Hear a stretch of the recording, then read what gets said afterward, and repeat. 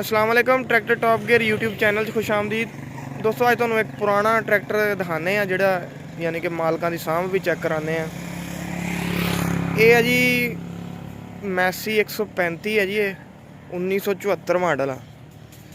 ये जिस टाइम मालकां ने लिया ना मेरा ख्याल 2012 च उन्होंने लिया जी। ये दस रहे हैं तो 2,70,000 रुपये का उस टाइम लिया सी। ਇਹਦੀ ਕੰਡੀਸ਼ਨ ਚੈੱਕ ਕਰੋ। ਬਾਅਦ 'ਚ ਉਹਨਾਂ ਨੇ ਕੰਮ ਸ਼ਾਮ ਵੀ ਕੋਈ ਕਰਵਾਇਆ ਸਾਲ ਕੁ ਪਹਿਲਾਂ, ਉਹ ਤੁਹਾਨੂੰ ਚੈੱਕ ਕਰਵਾਉਣਾ ਮੈਂ। ਇਹ 8-10 ਮਹੀਨੇ ਪਹਿਲਾਂ ਇਹਨਾਂ ਨੇ ਜੀ ਇਹ ਟਾਇਰ ਪਿਛਲੇ ਪਵਾਏ ਸੀਗੇ। 90,000 ਦੇ ਦੱਸ ਰਹੇ ਵੀ ਉਸ ਟਾਈਮ ਪਵਾਏ ਸੀ। ਰਿਮ ਸ਼ੇਮ ਉਦੋਂ ਪੇਂਟ ਕਰਵਾ ਕੇ ਪਵਾਏ ਸੀ ਤੇ ਇੰਜਣ ਵੀ ਇਹਨਾਂ ਨੇ ਕਰਾਇਆ ਸੀ।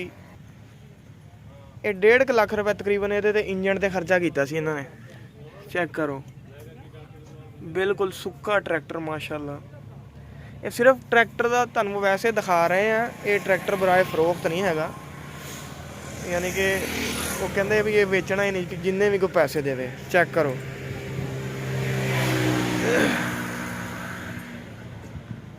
ਟਰੈਕਟਰ ਦੀ ਕੰਡੀਸ਼ਨ ਚੈੱਕ ਕਰੋ।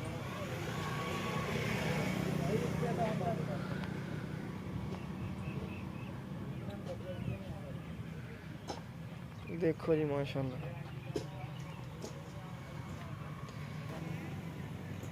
ਇਹ 12-13 ਸਾਲ ਹੋ ਗਏ ਜੀ ਇਹਨਾਂ ਨੂੰ। ਦੇਖ ਲਓ ਮਾਸ਼ਾਅੱਲਾ, ਇਹਨਾਂ ਨੇ ਵੀ ਬੜਾ ਸਾਂਭਿਆ ਤੇ ਜਿਹੜਾ ਪਹਿਲੇ ਮਾਲਕ ਸੀਗੇ ਉਹਨਾਂ ਕੋਲ ਵੀ ਬੜਾ ਫਿੱਟ ਰਿਹਾ ਟਰੈਕਟਰ।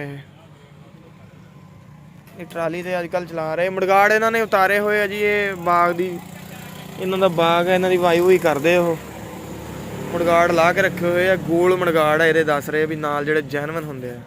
ਹਰ ਚੀਜ਼ ਓਰੀਜਨਲ ਆ। ਜੇ ਕੋਈ ਸ਼ਾਇਦ ਖ਼ਰਾਬ ਵੀ ਹੁੰਦੀ ਕੋਸ਼ਿਸ਼ ਕਰਦੇ ਆ ਉਹ ਵੀ ਉਹਦੇ ਨਾਲ ਦੀ ਅਸੀਂ ਲੱਭ ਕੇ ਲਾਈਏ। ਇਹ ਦੇਖੋ ਜਿਹੜੀਆਂ ਜੈਨੂਇਨ ਲਾਈਟਾਂ ਲੱਗੀਆਂ ਹੁੰਦੀਆਂ ਇਹ ਲਾ ਰੱਖੀਆਂ ਉਹਨਾਂ ਨੇ। ਇਹ ਚੈੱਕ ਕਰੋ, ਪੂਰਾ ਟਰੈਕਟਰ ਆ ਮਾਸ਼ਾਅੱਲਾ। ਇਹ ਸਲੈਂਸਰ ਵੀ ਨਾਲ ਦਾ ਹੀ ਹੈ ਜੀ, ਓਰੀਜਨਲ ਤੇ ਯਾਨੀ ਜੈਨੂਇਨ ਸਲੈਂਸਰ ਆ ਨਾਲ ਦਾ, ਜਿਹੜਾ ਕੰਪਨੀ ਦੀ ਤਰਫੋਂ ਆਇਆ ਸੀਗਾ। ਦੇਖੋ ਜੀ ਟੂਪਾਂ ਸ਼ੂਪਾਂ ਨਾਲ ਦੀਆਂ ਹਰ ਚੀਜ਼।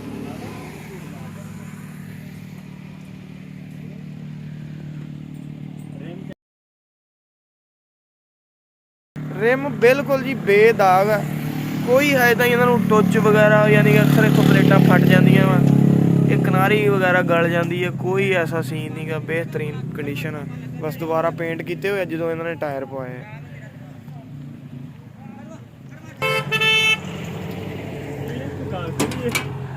ਆਹ ਚੈੱਕ ਕਰੋ ਜੀ, ਆ ਇਹਨਾਂ ਨੇ ਆ ਚਿੜੀਆਂ ਜੀਆਂ ਲਾਕ ਵਾਲੀਆਂ ਦੁਬਾਰਾ ਲੈ ਕੇ ਲਾਈਆਂ। ਆ ਦੇਖੋ ਮਾਸ਼ਾਅੱਲਾ। ਰੇਡੀਏਟਰ ਵੀ ਦੱਸ ਰਹੇ ਵੀ ਅਸੀਂ ਨਵਾਂ ਪਵਾਇਆ ਸੀਗਾ।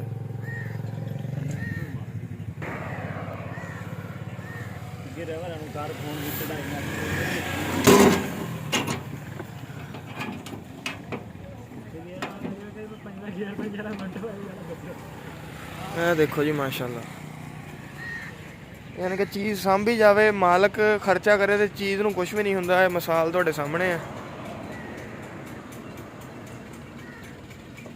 ਬਾਕੀ ਮਿਲਦੇ ਆ ਜੀ ਅਗਲੀ ਵੀਡੀਓ 'ਚ ਇੰਸ਼ਾਅੱਲਾ। ਅੱਲਾਹ ਹਾਫਿਜ਼।